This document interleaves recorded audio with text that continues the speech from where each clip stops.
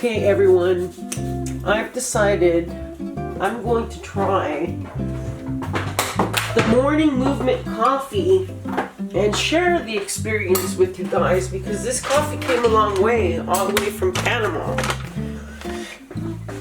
And these guys are doing really good. I'm so proud of them. I subscribed to their YouTube channel, the Nomadic Movement, first, and then of course in their community they have Rodrigo living with them. He started his own YouTube channel and he calls it the Jungle Boy, DA and then Jungle Boy. So this is the coffee grinder. I'm gonna go ahead and plug this in and give this a try. So you're probably gonna hear some noise in the background, but that's just me.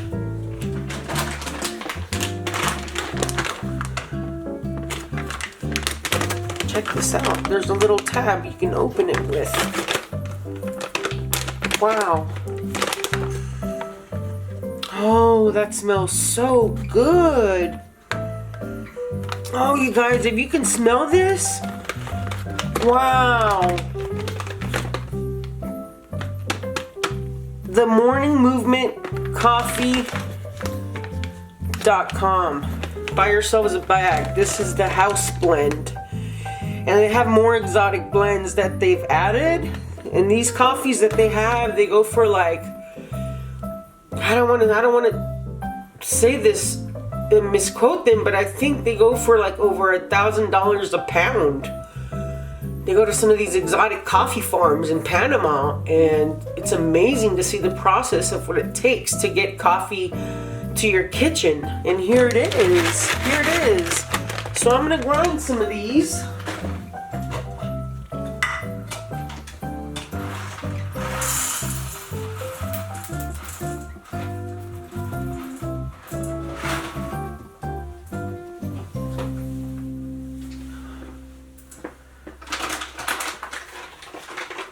And I'm going to brew a cup, you guys.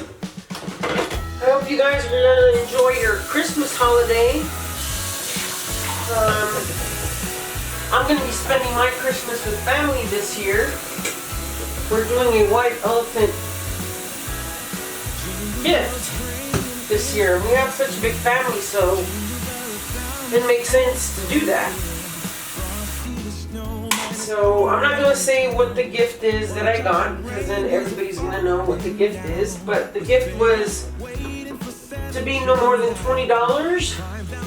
It was hard to get something that was just $20, and I actually overspent, and I ended up getting a $30 gift. So, but whoever likes it, whoever gets it, I'm sure they're going to like it. I'll tell you that much. Let's get a filter. Rinse this out. Make sure there's no leftover coffee flavors from the last coffee. And let's go ahead and grind this baby.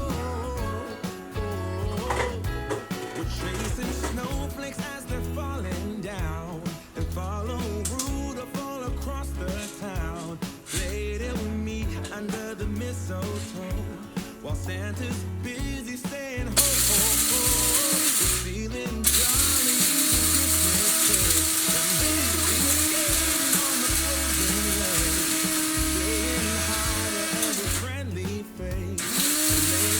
It's getting there.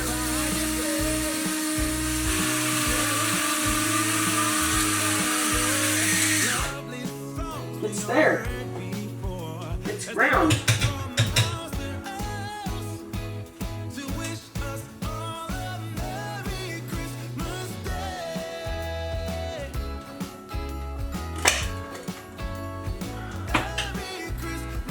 Smells delicious. Look at this.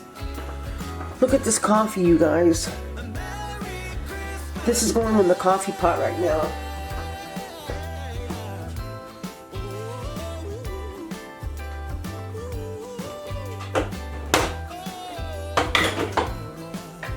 Okay, that's gonna brew. and we're gonna give this a try. So we didn't end up decorating the house this Christmas. We just ended up taking it easy this year, and we ended up spending, let me see if I can get it to zoom, to focus, I mean.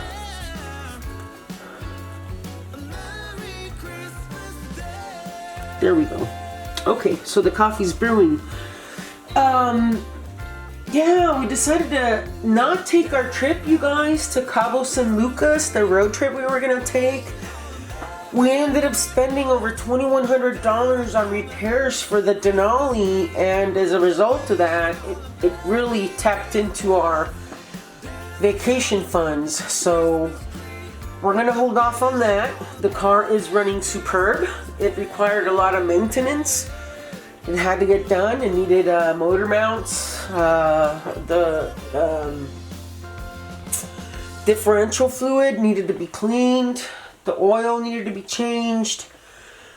The valve covers needed to be replaced because it was leaking oil. It left an oil spot on our driveway. So we ended up fixing the car. Of course, that's our mode of transportation. So we ended up getting it fixed. And we're not taking the road trip to Cabo San Lucas. We're going to hold off, because we have a trip planned in November. I don't know if you guys recall when we went on our cruise with Norwegian Cruise Line, we ended up going to Mazatlan, Puerto Vallarta, and Cabo San Lucas. I really enjoyed it, especially the snorkeling in Cabo San Lucas. We're gonna go ahead and do that trip again. We already have our trip reserved. We're leaving in November. We're gonna take another 7-day cruise, and we're gonna leave the doggies in a doggy hotel where they can interact and socialize with other dogs. They'll be taken care of, so everything will work out, and we have plenty of time to plan for this. Like I said, this is in November of 2023, so we're looking forward to a great new year. Excuse me. Oh, I wish you guys could smell this coffee, the aroma. And, oh, that smells so good.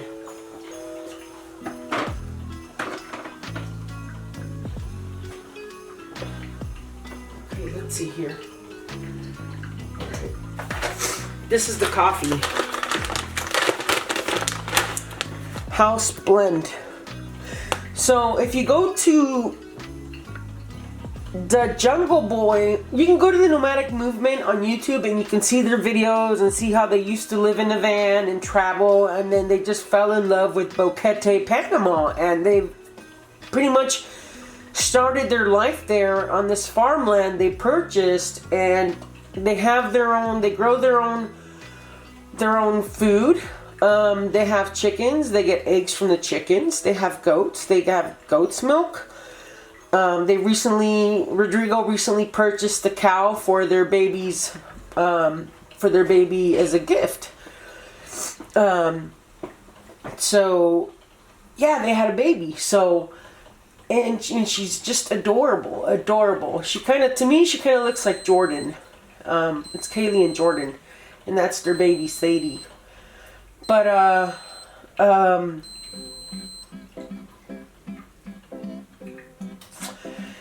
yeah, just listening to the coffee pot, it was beeping. I don't know why it's beeping, but it's still brewing, so that's all good.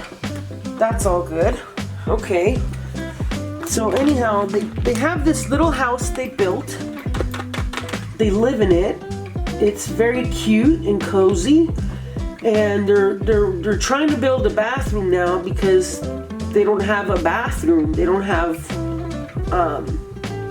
they're able to take showers, and they have a refrigerator, and they have solar panels, and they have a wind generator, like a wind panel energy producer on the property, and it's pretty big. Not huge, but it's pretty big. So, and Rodrigo, who they met working at the roastery that Arturo has. They went into business with Arturo. I mean, I learned all this from watching their channel. Rodrigo lives on the property. He moved on the property because they wanted to start a community there in Boquete, and Rodrigo is building his own house on the land, and he's building an A-frame. Museum Americana is a patron of Rodrigo's, and we support him. We're helping him right now build his floors, but he's done such an amazing job with his A-frame home. I can't believe this young kid, you know, with such an inspiration and dreams. I mean, he traveled alone and he showed everybody in the world his travels through his channel, The Jungle Boy, DAJUNGLEBOY. So, yeah, check these guys out. I recommend them. I've learned a lot from their channels. And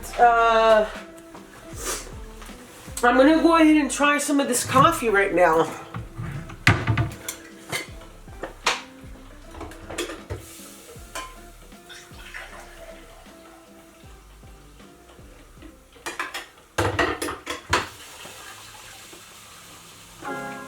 It smells very good. It smells very good.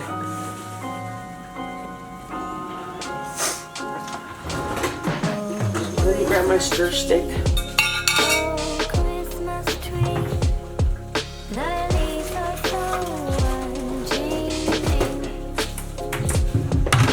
And like always, put 2 Splenda in there.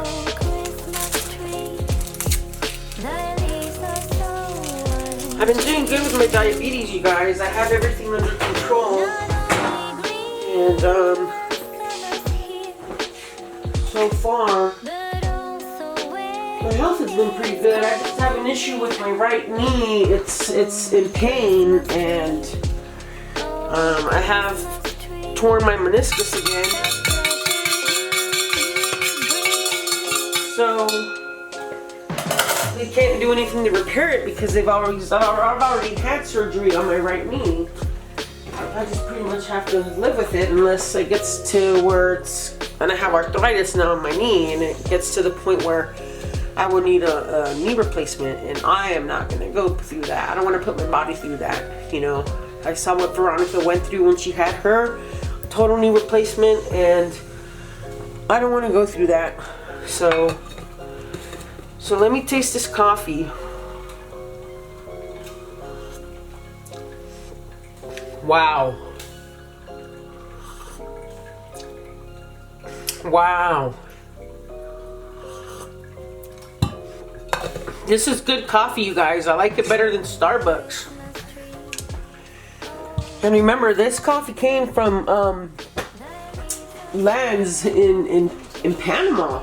Coffee farms in Panama, where people dedicate their lives to growing coffee beans and coffee plants.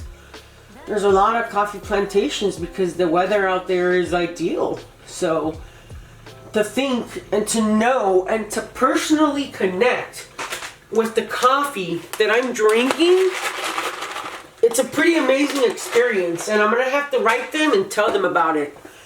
So we don't have a whole lot going on right now. We did go to La Mocha. We ended up watching the Henry Taylor collection that they have. That was really interesting. He's African American and has a lot of African American art in the culture. So very cool to see how he lays out his art and tells a story. And I was telling Veronica that every artist in their own way is an activist, and art is activism, if you think about it.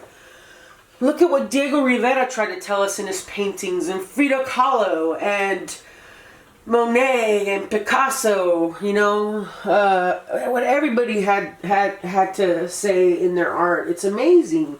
And like I said, it's a form of activism because it's telling a story, pretty much. So, well, in my mind, in the artist's mind. So, Alright, my name is Veronica Wallace.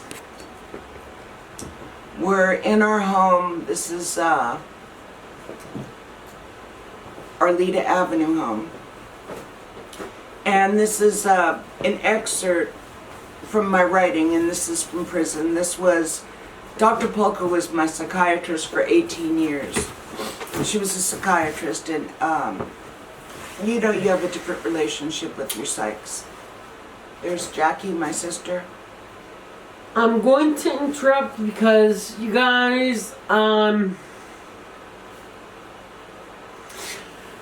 Veronica was in prison for 23 years when she should have ideally spent 3 to 4 years max.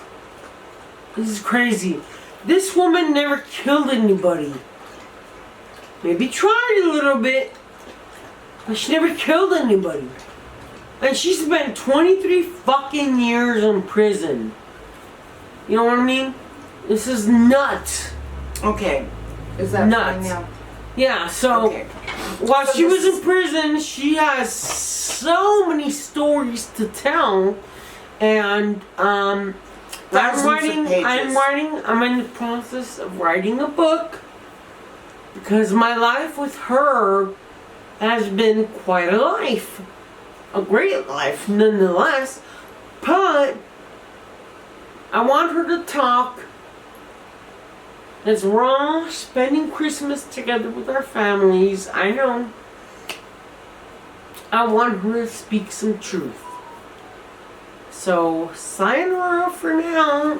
Okay. So Here's this the is Duchess, Veronica. this was written. This top note was written by looks like a counselor, one of my therapists, and she's read some of this, and she says, WCCW, Vern psychiatrist, early writings. Ver says she doesn't fit into the prison. She has bad dreams. Okay. Interior of the school building. Psychiatrist Dr. Sarah Polka is carrying inmate files in her arms. Ver sees her and approaches her, walking beside her in the prison. The medication isn't strong enough, Dr. Polka. What seems to be the problem? I can't sleep and I feel anxious. Can we try something else? Why don't you have your counselor call and make an appointment? I've tried and you're never available. Why don't you have your counselor call and make an appointment? Well, I have an appointment in. Please make time for now. I need to talk to you, please. Well, I need to see you now. I'm not doing well. Come on then. I'll give you 15 minutes. The two enter B building. Cut to interior, psychiatrist's office. Dr. Polka puts out her cigarette, rises and pours herself some coffee. Would you like a cup? Yes, thank you. I don't understand what's going on, Dr. Polka. I feel so depressed. I can barely get out of bed. I've tried to concentrate on my studies, but I feel so dark inside and lost or something.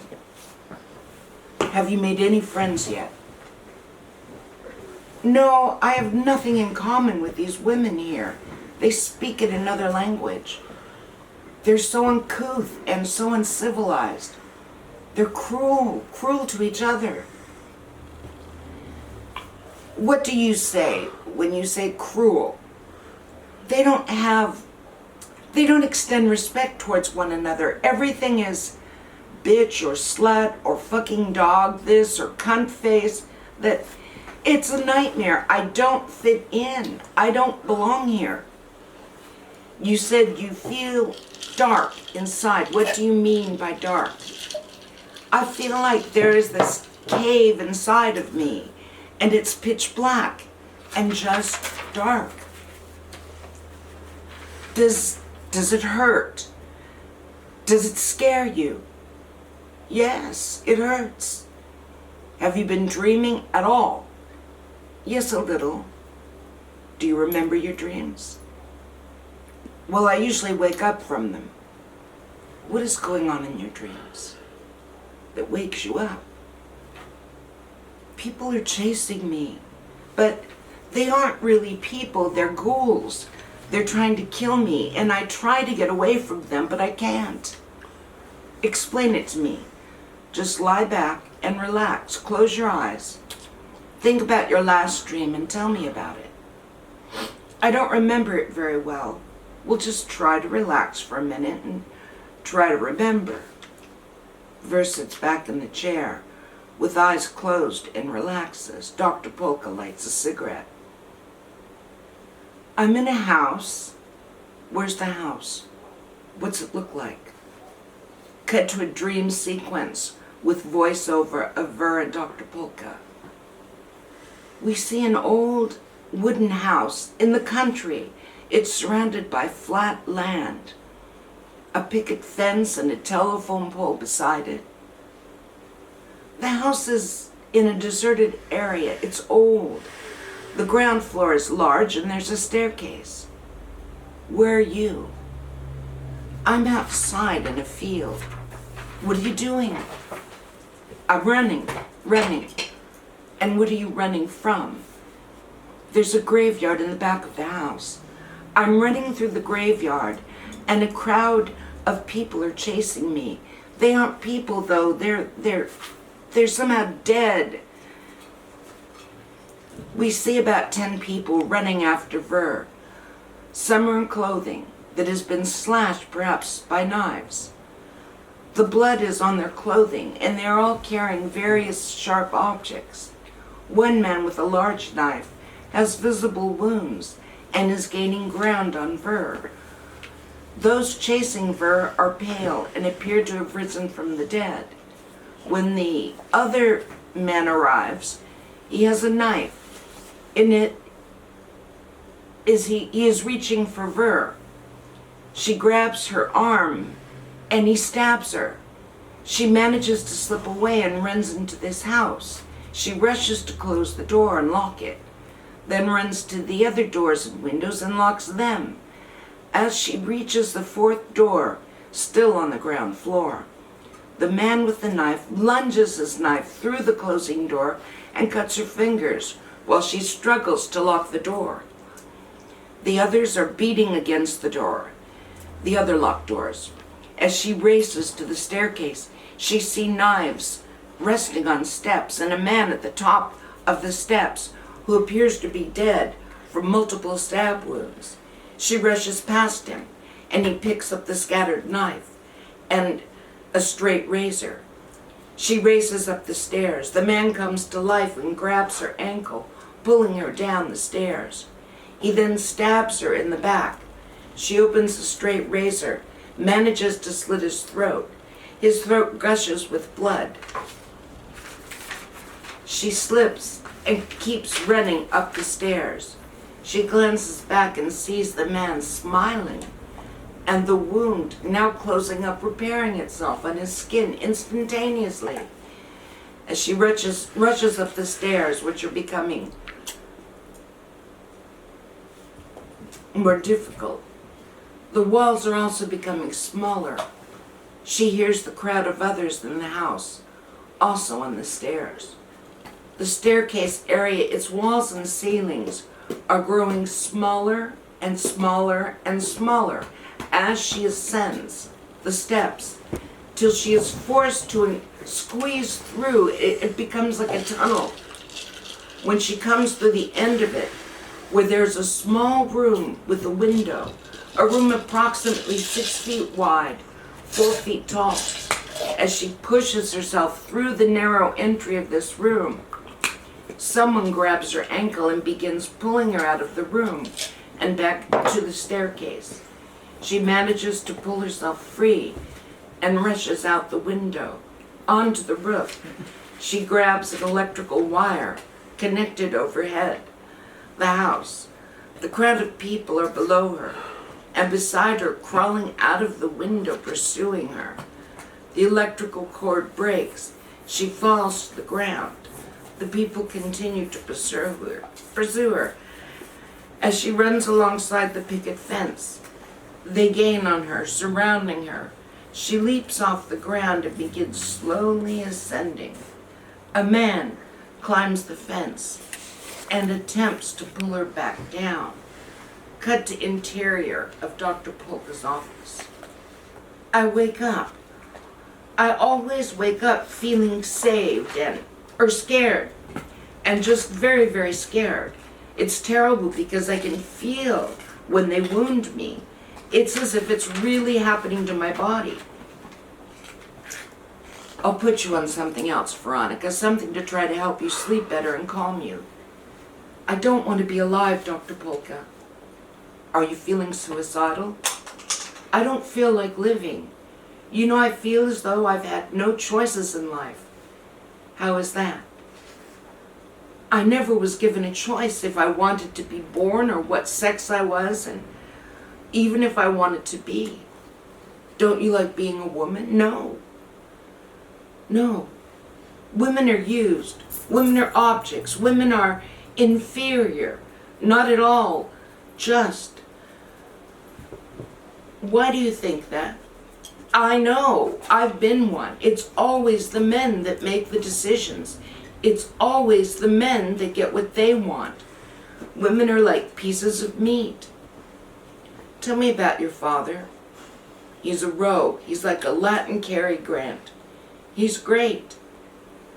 What do you think about Ken? Ken? He's special. How is he special?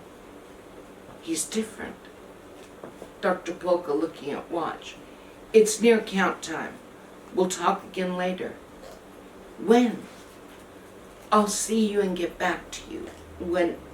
I'll see you get back to your unit. Well, thank you, Dr. Polka, for making time for me. I need to talk to someone, and I feel very alone. You'll get that new medication from me today. I won't promise to, but I will try, Veronica.